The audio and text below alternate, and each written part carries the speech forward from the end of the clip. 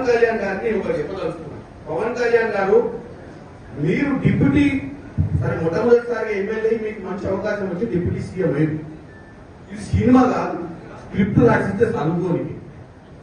నువ్వు ఒక ఉప ముఖ్యమంత్రి అంటే ఒక స్థాయి ఇచ్చింది, స్థాయికి తగ్గట్టు మాట్లాడాలి. ఎవడో స్క్రిప్ట్ రాసిస్తే చదువుడు, లేకపోతే ప్రధానమంత్రిని నువ్వు కృషి చేయాలనుకుంటే ఇంకేదైనా ప్లాట్ఫామ్ మీద పోయి రాజకీయాలు బంద్ చేసి సినిమా తీసి నంగనారావు తీసినట్టే మనం 2 సినిమాలు తీసి ఆయన ప్రసన్నం చేస్తాం. అంతే తప్ప నీకు ఒక అధికారమైన బాధ్యతలు ఇచ్చి ప్రజా సమస్యల మీద పోరాటం చేయాల్సినవి బాధ్యత లేకుండా కాంగ్రెస్ పార్టీ పాకిస్తాన్ లో సపోర్ట్ చేసుకుని ఒక ప్రచారం చేసే ప్రయత్నం చేస్తున్నాం. కాంగ్రెస్ పార్టీ సెక్యులర్ గా ఈ దేశాన్ని కాపాడాలనుకుంటుంది. పాకిస్తాన్ ఇక్కడ ఉన్నటువంటి కుల మతాలకు అతీతంగా కాంగ్రెస్ పార్టీ అందరినీ ఒక పట్టున బతికేయాలనుకుంటుంది. పవన్ కళ్యాణ్ గారు, మీ నాయకుడు ఎవరైతే ప్రసన్నం చేస్తున్నారో నరేంద్ర మోడీ లెక్క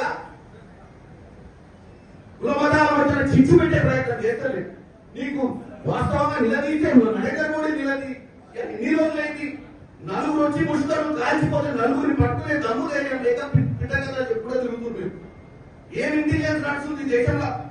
నలుగురు వచ్చి మిట్ట మధ్యాహ్నం కూడా బౌండరీ మీద కూడా కాదు, ఓటర్ మీద కూడా కాదు, లోపలికి వచ్చి 100 కిలోమీటర్ల లోపలికి వచ్చి కాల్చిపోయిన నలుగురిని పట్టలే. నువ్వు పిట్టకథ చెప్తే నువ్వు ఆ పిట్టకథ నువ్వు విని మన కాంగ్రెస్ పార్టీని విషప్రచారం చేసే ప్రయత్నం చేయడం అనేది వాస్తవంగా ఆంధ్ర ప్రజలు నీలాంటి ఉప ముఖ్యమంత్రి